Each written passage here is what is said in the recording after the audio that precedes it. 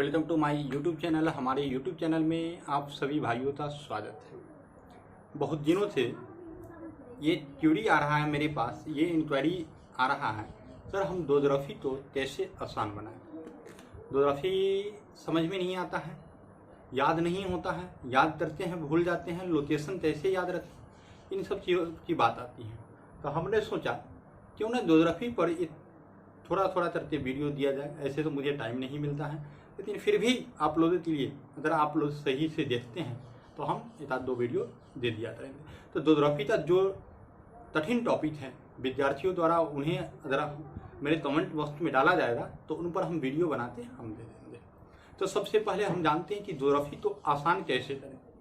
तो दोदरफी तो आसान करने के लिए सबसे पहले उसका सिलेबस समझना पड़ेगा, आखिर दोदरफी है क्या। ठीक है, तो सबसे पहले हम दोदरफी तो जो देखेंगे दो भाग में बांट देंगे। पूरी दोदरफी तो बांटा भी गया है किताब के अनुसार। ठीक है, तो पहला दोदरफी का जो होगा आपका वो होगा विश्वता भूगोल। क्या होगा? विश्वता भूगोल। देखिए इसमें होगा विश्वता चर्चा होगा, और दूसरा तो होगा आपका भारत का भूगोल। किसका भूगोल? भारत का भूगोल। अब देखिए, अब दो भाग में इसको हम बांट दिए। अब यहाँ से हमारा काम इजी हो जाता है। इजी कैसे हो जाता है? दो भाग पार्ट में पढ़ेंगे। अब इस पार्ट तो भी हम अलग अलग तरीके से अलग अलग जगह पर पढ़ेंगे। अब देखिए, तो सबसे पहले हम भारत का भूगोल स्टार्ट करेंगे। क्या स्टार्ट करेंगे? भारत का भूगोल। अब भारत का भूगोल जैसे ही बोले तो हम भारत देश में निवास करते हैं, तो हम तो भारत के बारे में जानकारी होनी चाहिए, और प्रत्येक बच्चे तो भारत के बारे में जानकारी होना चाहिए। लगभग हर व्यक्ति जन्म से भारत में रह रहा है, तो सोचिए अगर उसे भारत का मानचित्र बनाने नहीं आ रहा है, भारत के राज्यों तो याद नहीं है, तो फिर भारत का निवासी है कैसे? बड़ी शर्म की बात है। इसलिए हम तो भारत का मानचित्र बनाने आना चाहिए। हालांकि जब हम पढ़ते थे क्लास 8, 9, 10, 12 तक मुझे नहीं आता था, लेकिन जब हमें अनुभव हुआ तो हम अभी भी छोटे छोटे बच्चे से भारत का मानचित्र बनवा लेते हैं। कहते बनाओ, प्रैक्टिस करो मेरे लिए, और प्रैक्टिस करवाते हैं। तो आपका भी काम है अपने आस पड़ोस के बच्चे को थोड़ा सा इस पर भारत का मानचित्र बनवाए, ताकि हर एक के प्रति राष्ट्रवाद की भावना जागृत हो। चलिए, राष्ट्रवाद तो दूर की बात है, अपने हम सिलेबस पर चलते हैं। तो सबसे पहले भारत का भूगोल में पढ़ना क्या है? भारत का परिचय। भारत का परिचय। अब देखिए, जब भारत की परिचय का बात है, ये हमारा पहला टॉपिक हो जाता है, भारत का परिचय। तो भारत के परिचय, भारत कहाँ से कहाँ तक फैला हुआ है, भारत का क्षेत्रफल कितना है, भारत तर्क रेखा भारत से गुजर रही है, तो तर्क रेखा पर स्थित राज्य कौन है, 82 डिग्री देशांतर गुजर रही है, 82 डिग्री पर स्थित राज्य कौन है, दूरस्थ बिंदु कौन है, नजदीक बिंदु कौन है, उसके सीमावर्ती देश कौन है, तटीय सीमा से लगे देश कौन है, ये सब हम तो पढ़ना पड़े। तो भारत के परिचय में अगर हम इसको बांटने की कोशिश करें तो हम इसको ABC ग्रुप में हम बांट देंगे। तो सबसे पहले पहला दिन आप तो क्षेत्रफल पढ़िए। ठीक है, भारत का क्षेत्रफल कहाँ है, किस राज्य का क्षेत्रफल में बड़ा है, कौन सा राज्य क्षेत्रफल में छोटा है, यानी क्षेत्रफल से रिलेटेड सारे चीज तो आप तो पढ़ जाना, तो ईजी हो जाएगा। और ध्यान रखिए कि मैप की सहायता जरूरी है।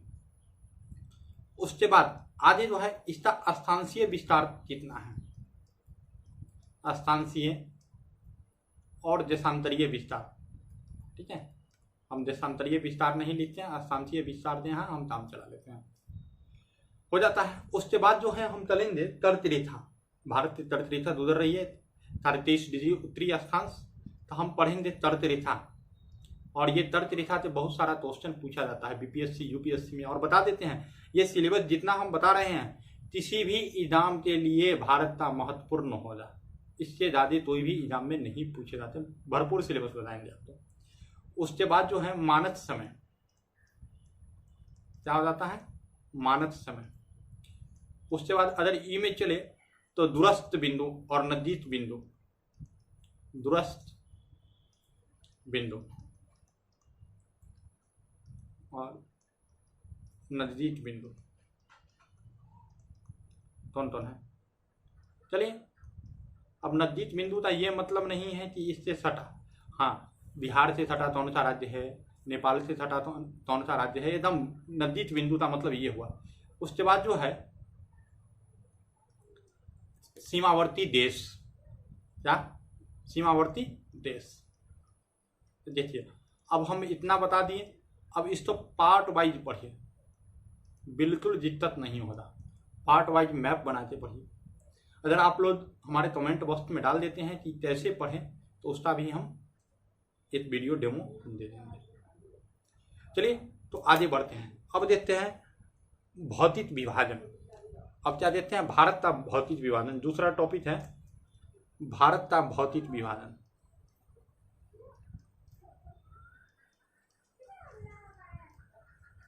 भौतिक विभाजन देखिए, ऐसे ये टॉपिक अगर यूपीएससी के हिसाब से पढ़िएगा तो कम से कम 10 दिन जाएगा, लेकिन आप तो 10 दिन लगाना नहीं है। आप तो हम बता देते हैं सिलेबस के अनुसार पढ़िए, 2-3 टॉपिक करके अपने हैसियत के अनुसार, अपने क्षमता के अनुसार पढ़ते जाइए तो दिक्कत नहीं होगा।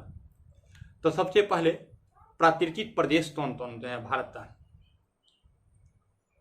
प्राकृतिक प्रदेश। उसके बाद देखना हम चाहेंगे तो देखेंगे उत्तर का पर्वतीय प्रदेश, उत्तर का पर्वतीय प्रदेश। उसके बाद नेक्स्ट है दक्षिण एवं मध्य भारत की श्रेणी, दक्षिण एवं मध्य भारत की श्रेणी।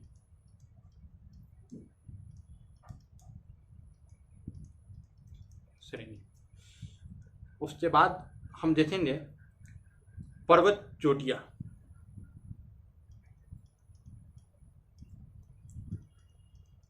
यदि नहीं हो तो आप सिलेबस तो लिख ले तो बेहतर रहेगा।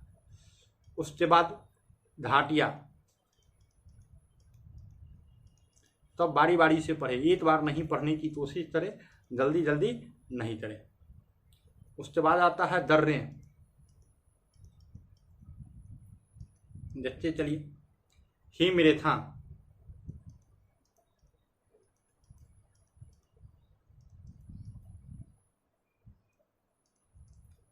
पठार और तटीय प्रदेश, तटीय प्रदेश। अब देखिए यहाँ पर गलती क्या होता है, गलती ये होता है कि बच्चा इसको सब तो एक साथ कंबाइन करके पढ़ना स्टार्ट कर देता है, तो एक साथ कंबाइन करके पढ़ना नहीं, एकदम अलग अलग बिल्कुल सीरियल वाइज पढ़िएगा तो आप जरूर सफल होइएगा बिल्कुल।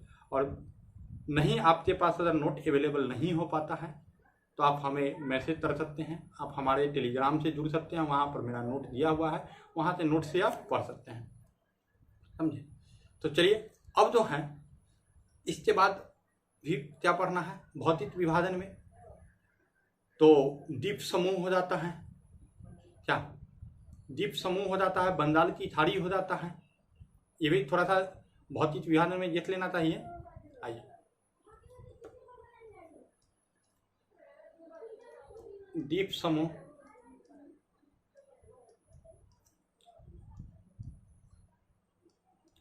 बंगाल की खाड़ी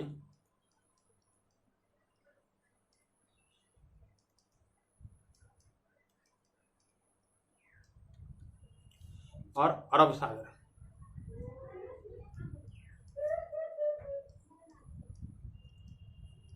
अरब सागर, ठीक है। ये चीज है, इसको 2 या 3 करके आप पढ़िए। उसके बाद अब चलते हैं नेक्स्ट में, यानी तीसरा। आप तो बार बार कहते हैं ये लिख लीजिएगा तो बेहतर रहेगा। अब भारत के राज्य एवं केंद्र शासित प्रदेश क्या पढ़ेंगे, भारत के राज्य एवं केंद्र शासित प्रदेश। अब अब भारतीय राज्य एवं केंद्र शासित प्रदेश में तो स्पष्ट है, भारतीय राज्यों के बारे में जानकारी प्राप्त करेंगे और केंद्र शासित प्रदेशों के बारे में जानकारी प्राप्त करेंगे। क्लियर है। और आधुनिक डाटा के अनुसार पुरानी किताब तो बदलिए, ताकि ज्योग्राफी में दिन प्रतिदिन चेंज होते रहता है। अब तभी पूछा दाल उत्पादन में प्रथम राज्य कौन है, तो आप बताइएगा मध्य प्रदेश, क्योंकि पुरानी किताबों में मध्य प्रदेश दिया हुआ, लेकिन डाटा 2020-21 से समीक्षा के अनुसार आर्थिक समीक्षा होता है प्रतिवर्ष, उसके अनुसार राजस्थान हो गया है। तो यहाँ पर आप ये क्वेश्चन पूछने की संभावना रहती है, तो यहाँ पर ये प्रश्न आपका गलत हो जाएगा, तो इसलिए आप ध्यान रखिएगा। Update data. उसके बाद हम चलते हैं चौथा पॉइंट में, भारत की जनजाति या प्रजाति, भारत की प्रजाति, ठीक है, या फिर हम इसे बोल देंगे जनजाति। तो इसको हम लोग देखेंगे, जनजाति बहुत इजी चैप्टर है एकदम। उसके बाद भाषा, कहाँ पर कौन सी भाषा बोली जाती है, आप तो ये पॉलिटी में भी पढ़ने तो मिलेगा, यहाँ भी पढ़ने तो मिलेगा। उसके बाद 6 में है अफवाह तंत्र। अफवाह तंत्र, देखिए ये थोड़ा सा चैप्टर बड़ा हो जाता है, तो हम सोचेंगे इसको भी हम डिवाइड कर दें। तो सबसे पहले अफवाह तंत्र में हम डिवाइड कर देते हैं गंगा नदी तंत्र, गंगा का तंत्र। उसके बाद आप पढ़िएगा ब्रह्मपुत्र का तंत्र, ठीक है। उसके बाद ब्रह्मपुत्र का तंत्र। उसके बाद आप तो पढ़िएगा दक्षिण भारत की नदियां, सब एक बार नहीं पढ़िए, अलग अलग। दक्षिण भारत की नदियां,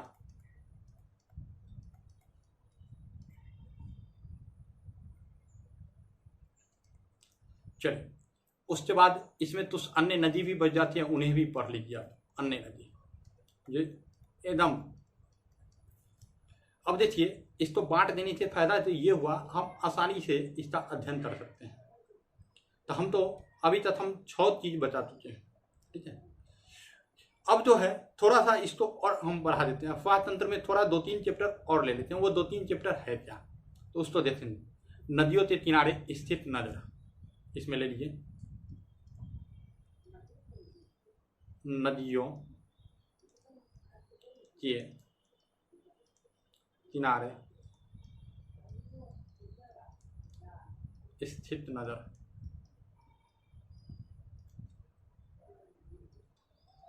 उसके बाद जलप्रपात एवं झील,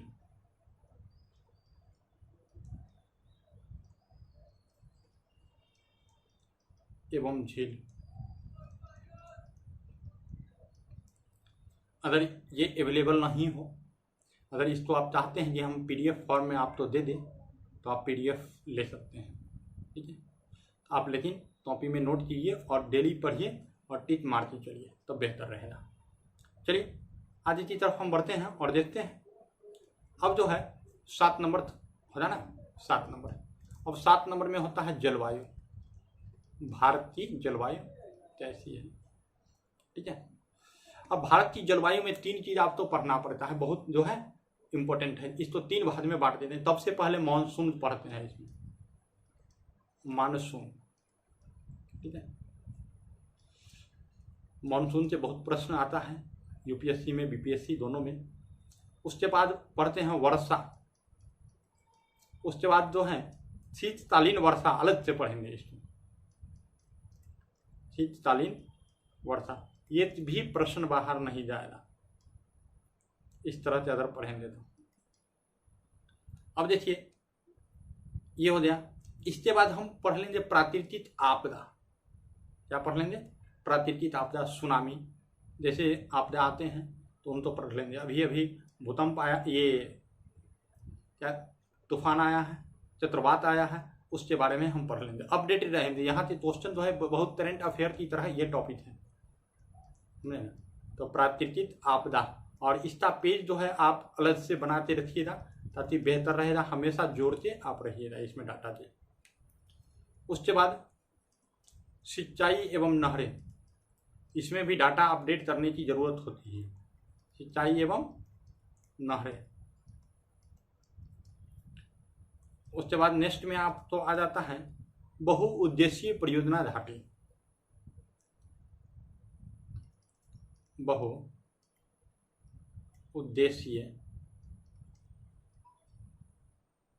परियोजना घाटी, ये क्लास 10 का चैप्टर है। क्लास 10 से अगर पढ़ लेते हैं तो कहीं से क्वेश्चन बाहर नहीं जा रहा घाटी। चलिए नेक्स्ट में चले 11 नंबर।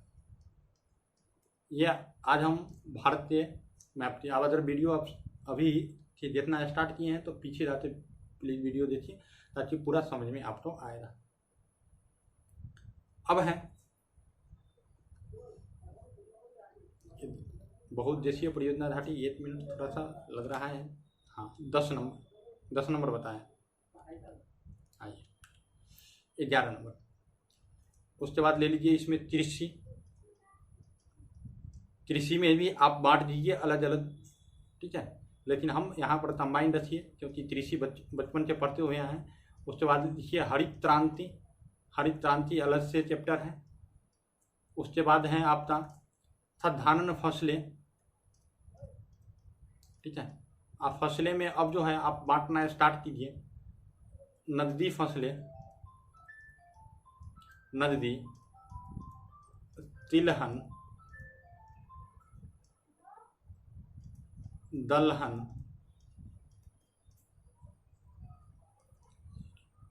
रेशम, ये सब अलग अलग पढ़िए। बागवानी,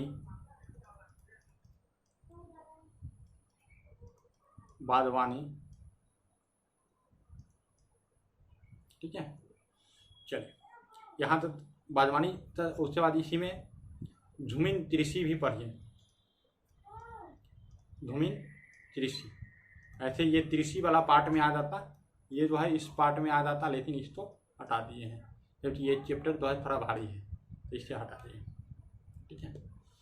अब है इसके बाद आप आ जाइए पशुपालन।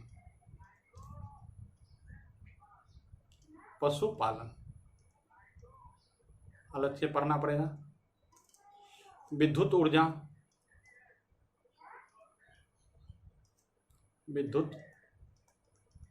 ऊर्जा। उसके बाद है खनिज संसाधन, क्लास 10 का चैप्टर है संसाधन।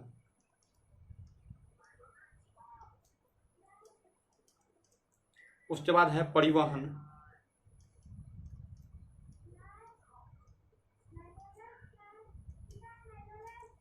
पर्यटन स्थल,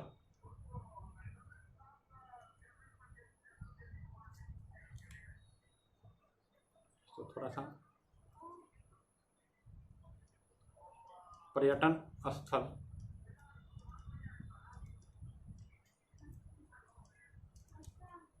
उसके बाद है विविध, थोड़ा सा विविध पढ़िए, ये ज़्यादा और विविध आप तो पढ़वाएंगे, ठीक है। तो इतना चीज़ जो है आप पढ़िए भारत के भूगोल में, ठीक है। यदि किसी प्रकार की कोई दिक्कत होती है तो आप हमसे तुरंत संपर्क करें, हम आपको मदद करेंगे किसी भी चैप्टर में, ठीक है। अरे याद नहीं होता है, असाइनमेंट नहीं है, ये नहीं है, तो हम उसके लिए मदद करें। ऐसे भी मेरा एक कोर्स 2 महीने का प्रोग्राम चलेगा और 2 महीने में हम पूरे ज्योग्राफी को और पॉलिटी को कैप्चर करेंगे। ज्योग्राफी और पॉलिटी पढ़ाएंगे और वो ज्योग्राफी और पॉलिटी आपसे जो है ना इस तरह से पढ़ा दिया जाए कि कोई भी प्रश्न उससे बाहर नहीं आएंगे। चलिए धन्यवाद, फिर मिलते हैं।